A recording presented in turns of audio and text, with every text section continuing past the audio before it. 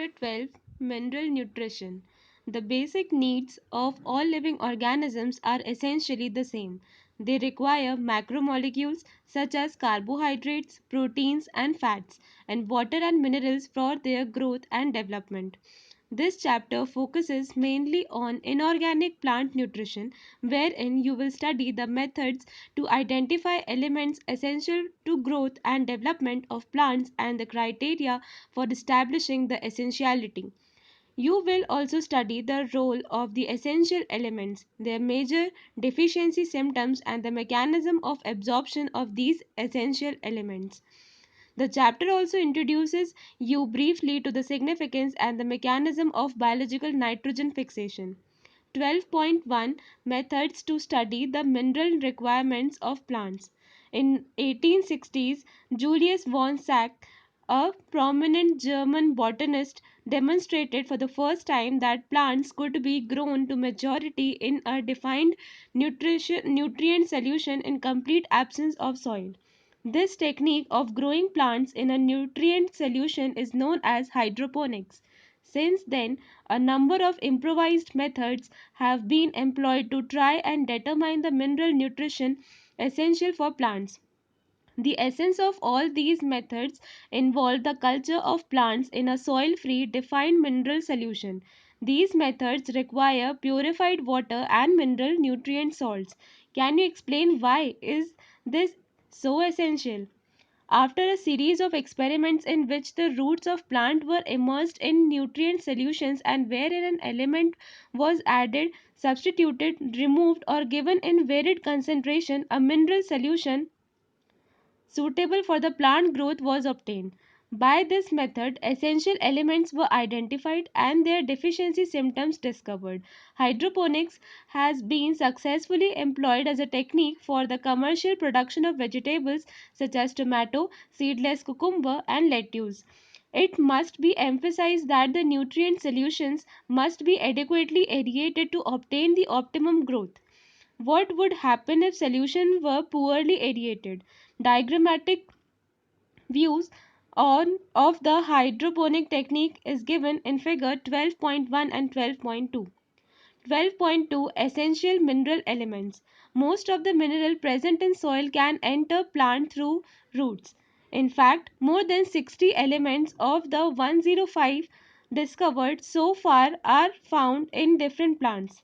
Some plant species accumulate selenium and some other gold, while some plants grow near nuclear test site take up radioactive strontium. There are techniques that are able to detect and minerals even able to detect the minerals even at a very low concentration, 10 to the power minus 8 gram per ml. The question is whether all the diverse mineral element present in a plant, for example gold and selenium as mentioned above, are really necessary for the plants. How do we decide what is essential for the plants and what is not? 12.2.1 Criteria for Essentiality. The criteria for essentiality of an element are given below. The element must be absolutely necessary for supporting normal growth and reproduction. In the absence of element, the plants do not complete their life cycle or set the seeds. The requirement of the element must be specific and not replaceable by another element. In other words, deficiency of any one element cannot be met by supplying some other element. The element must be directly involved in the metabolism of the plant. Based upon the above criteria, only a few elements have been found to be absolutely essential for plant growth and mechanism and metabolism. These elements are further divided into two broad categories based on their quantitative requirements: macronutrients and micronutrients. Macronutrients are generally present in plant tissue in large amount in excess of 10 millimole per kg of dry matter. The macronutrients involved include carbon, hydrogen, oxygen, nitrogen, phosphorus, sulfur, potassium, calcium, and magnesium. Of these, calcium, hydrogen, and oxygen are mainly obtained from CO2 and H2O, while the other are absorbed from the soil as mineral nutrition. Micronutrients or trace elements are needed in very small amounts, less than 10 millimole per kg of dry matter. These include iron, manganese, copper, molybdenum, zinc, boron, chlorine, and nickel.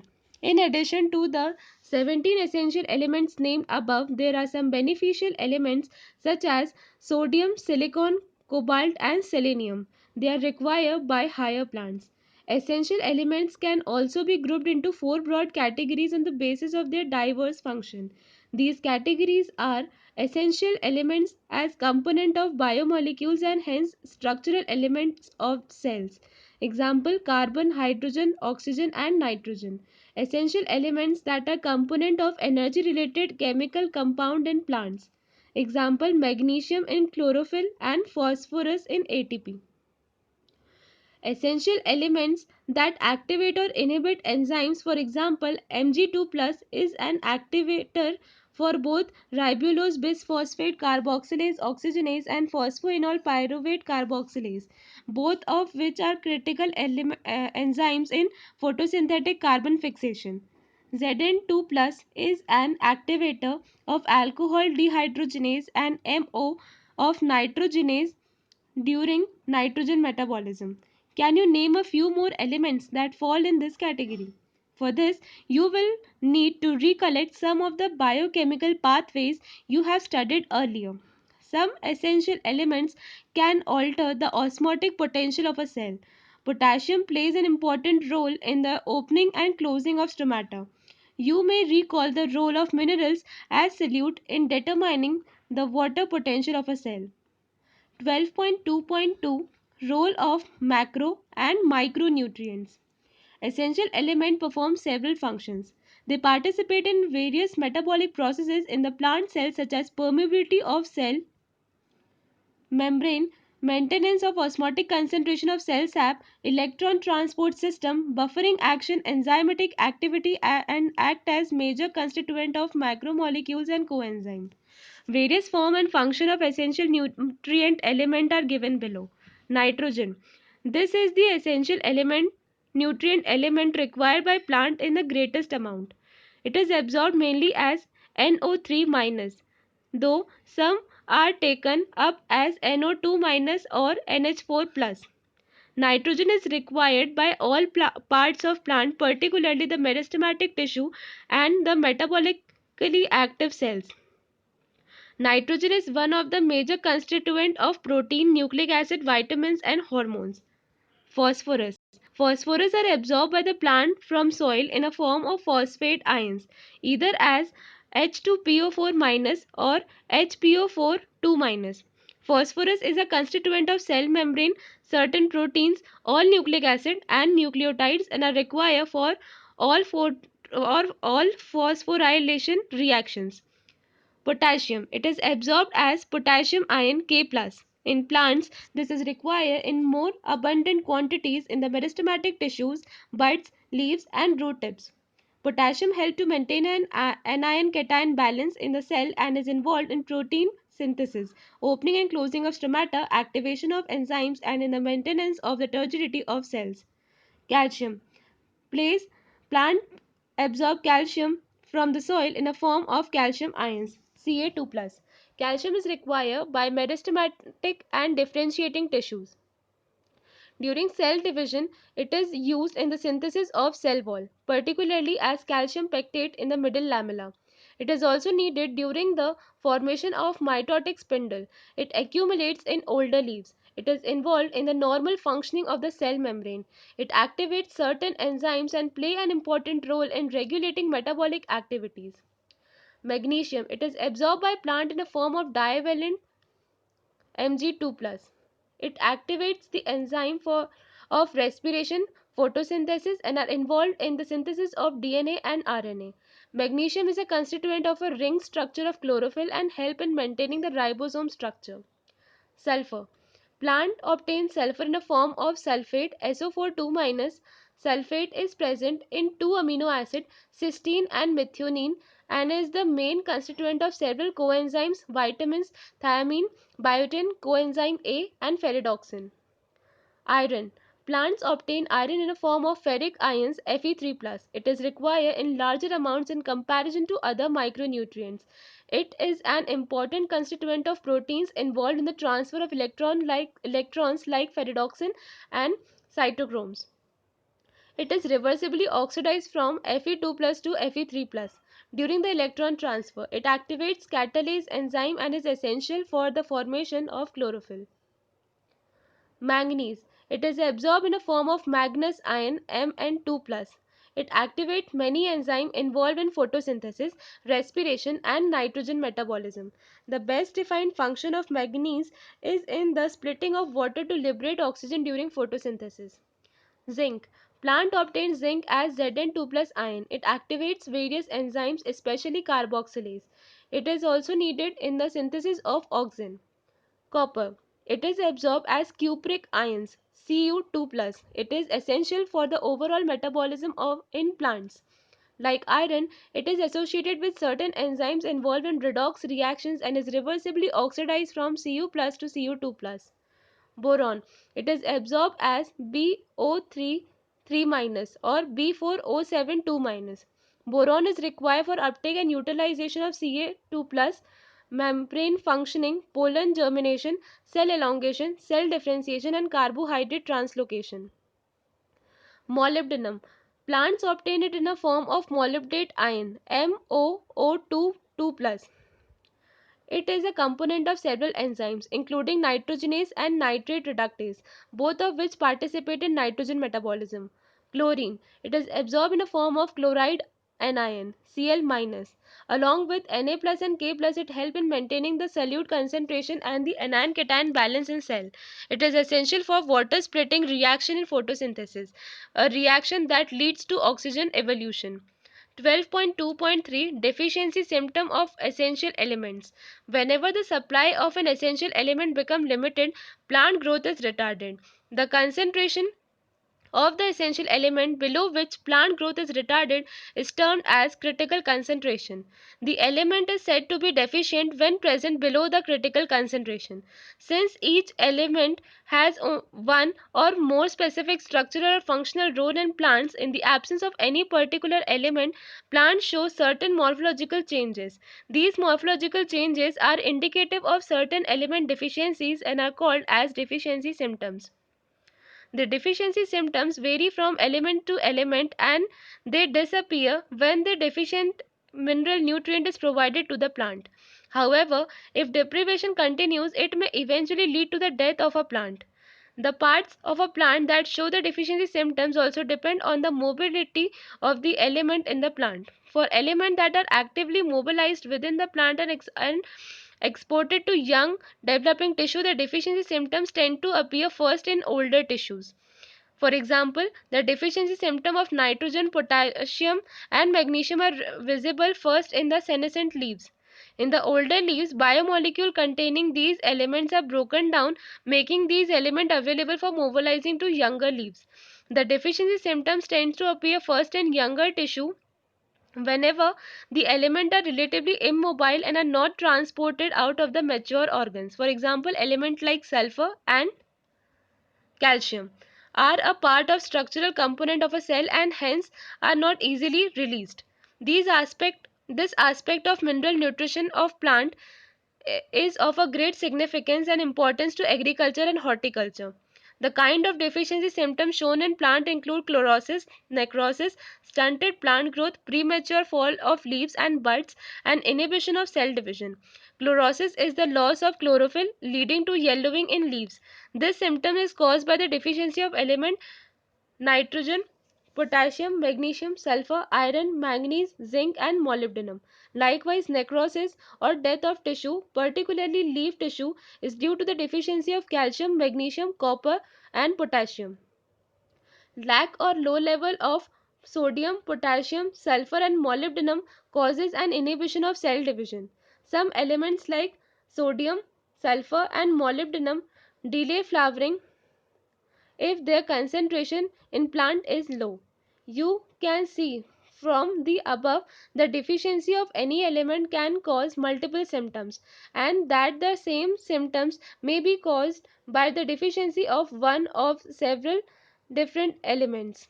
Hence, to identify the deficient element, one has to study all the symptoms developed in the various parts of a plant and compare them with the available standard table. We must also be aware that the different plants also respond differently to the deficiency of the same element. 12.2.4 Toxicity of micronutrients. The requirement of micronutrients is always in low amount, while their moderate decrease cause the deficiency symptoms and a moderate increase cause toxicity. In other words, there is a narrow range of concentration at which the elements are optimum. Any mineral iron concentration in tissues that reduces the dry weight of tissues by about 10% is considered toxic. Such critical concentrations vary widely among different micronutrients. The toxicity symptoms are difficult to identify. Toxicity level for any element also vary for different plants. Many a times, access of an element may inhibit the uptake of another element. For example, the prominent symptom of manganese toxicity is the appearance of brown spot surrounded by chlorotic veins. It is important to know that the manganese compete with iron and magnesium for uptake and with magnesium for binding with enzymes. Manganese also inhibit calcium translocation in shoot apex.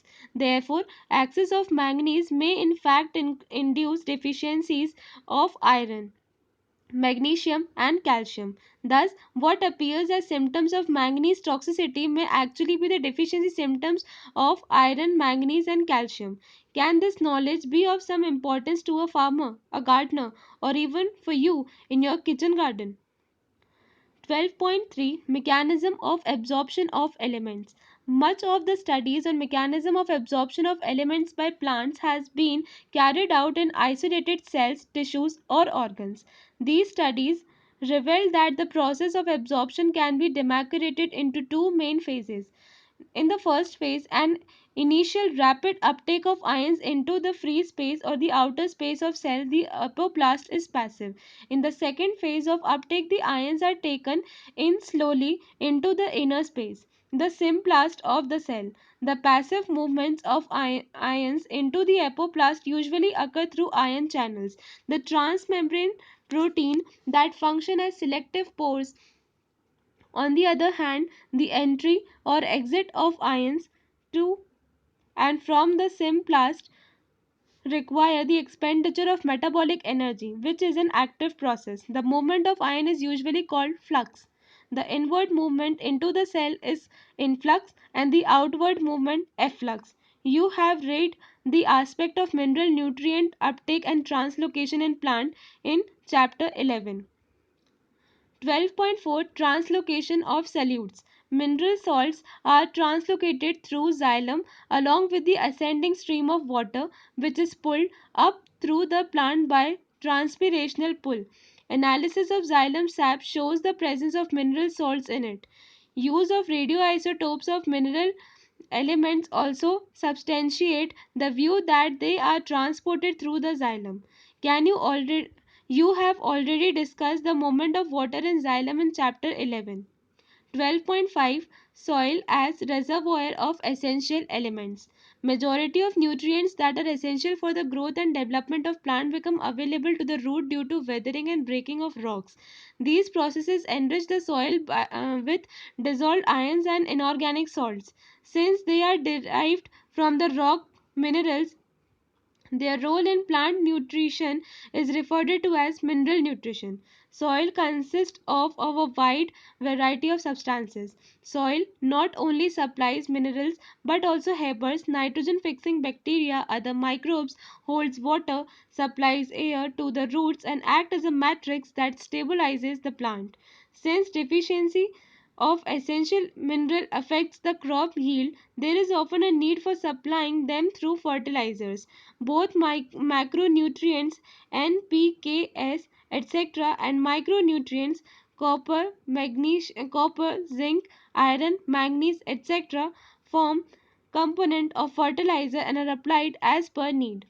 12.6 Metabolism of nitrogen. 12.6.1 Nitrogen cycle. Apart from carbon, hydrogen, and oxygen, nitrogen is the most prevalent element in living organism. Nitrogen is a constituent of amino acid, proteins, hormones, chlorophyll, and many of the vitamins. Plants compete with microbes for the limited nitrogen that is available in soil. Thus, nitrogen is a limiting nutrient for both natural and agricultural ecosystems. Nitrogen exists as two nitrogen atoms joined by a very strong triple covalent bond N triple bond N. The process of conversion of nitrogen N2 to ammonia is termed as nitrogen fixation. In nature, lighting and ultraviolet radiation provide enough energy to convert nitrogen to nitrogen oxides NO, NO2, N2O. Industrial combustion, forest fire, automobile exhaust, and power generating stations are also sources of atmospheric nitrogen oxides. Decomposition of organic nitrogen of dead plant and animals into ammonia is called ammonification. Some of this some of this ammonia volatilize and re-enter the atmosphere, but most of it is converted into nitrate by soil bacteria in the following steps. 2NH3 plus 3O2 gives 2NO2 minus plus 2H plus 2H2O. Second, 2NO2 minus plus O2 gives 2NO3 minus. Ammonia is first oxidized to nitrite by the bacteria Nitrosomonas and or Nitrococcus. The nitrite is further oxidized to nitrate with the help of bacteria Nitrobacter. These steps are called nitrification. Figure 12.3. These nitrifying bacteria are chemoautotrophs. The nitrate thus formed is absorbed by plant and is transported to the leaves. In leaves, it is reduced to form ammonia that finally forms the amine group of amino acid.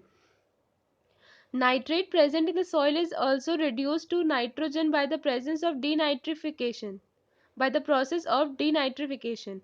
Denitrification is carried by bacteria Pseudomonas and Thiobacillus. 12.6.2 Biological nitrogen fixation.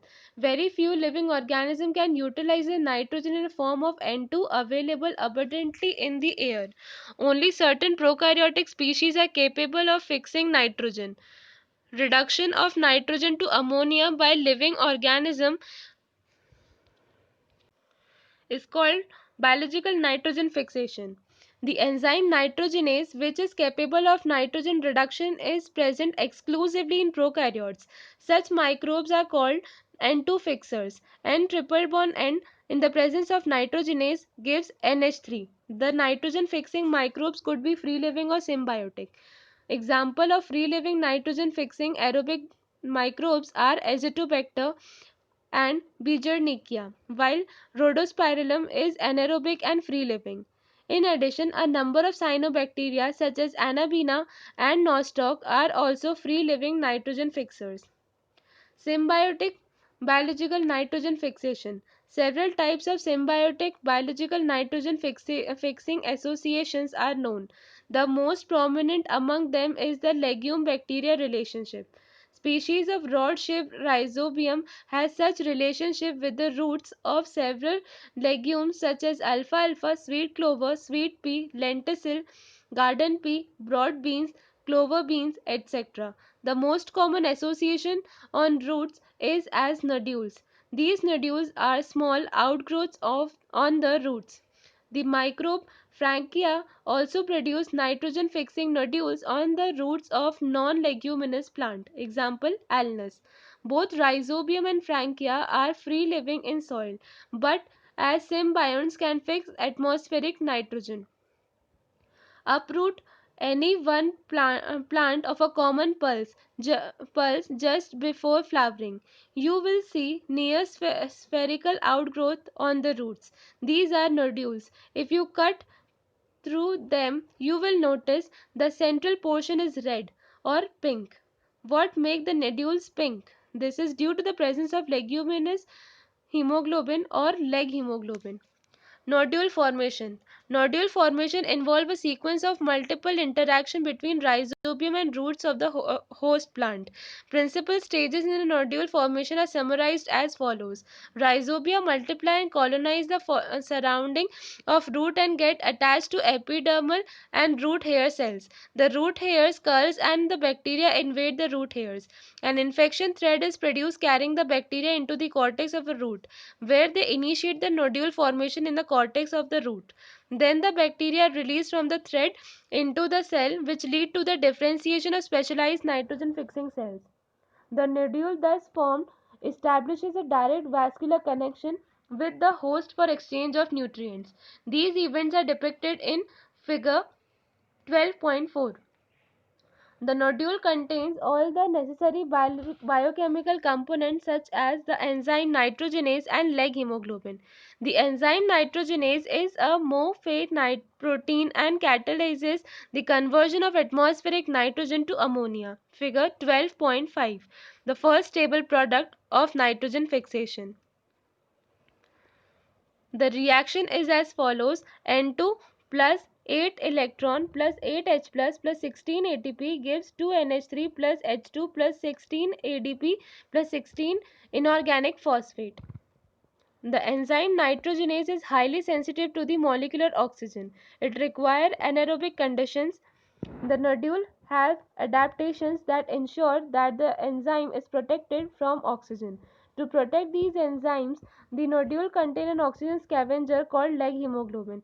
It is interesting to note that these microbes live as aerobes under free living conditions where nitrogenase is not operational, but during nitrogen fixing events they become anaerobic, thus protecting the nitrogenase enzyme. You must have noticed in the above reaction that the ammonia synthesized by nitrogenase require a very high input of energy, 8 ATP, for each NH3 produced. The energy required thus is obtained from the respiration of the host cell. Fate of ammonia. At physiological pH, the ammonia is protonated to form NH4 plus ammonium ion. While most of the plant can assimilate nitrate as a ammonium ion, the latter is quite toxic to plants and hence cannot accumulate in them. Let us now see how the NH4 plus is used to synthesize amino acid in plants. There are two main ways in which this can take place. First, reductive amination. In these processes, ammonia react with alpha ketoglutarate acid and forms glutamic acid as indicated in the equation given below. Alpha ketoglutarate acid plus NH4 plus NADPH in the presence of glutamate dehydrogenase gives glutamate plus H2O plus NADP. Second, transamination. It involves transfer of amino group from one amino acid to the keto group of the keto acid. Glutamic acid is the main amino acid from which the transfer of NH to the amino group takes place, and the other amino acids are formed through transamination. The enzyme transaminase catalyzes all such reactions. For example, alpha amino donor amino acceptor. The two most important amides, asparagine and glutamine, found in plants are a structural part of proteins. They are formed from two amino acids, namely aspartic acid and glutamic acid, respectively, by addition of another amino group to each other. The hydroxyl part of the acid is replaced by another NH2 radical. Since amide contain more nitrogen than the amino acid, they are transported to other part of a plant via xylem vessels. In addition, along with the transpiration stream, the nodules of some plants, example soya bean, export the fixed nitrogen as ureas. These compounds also have a particularly high nitrogen to carbon ratio.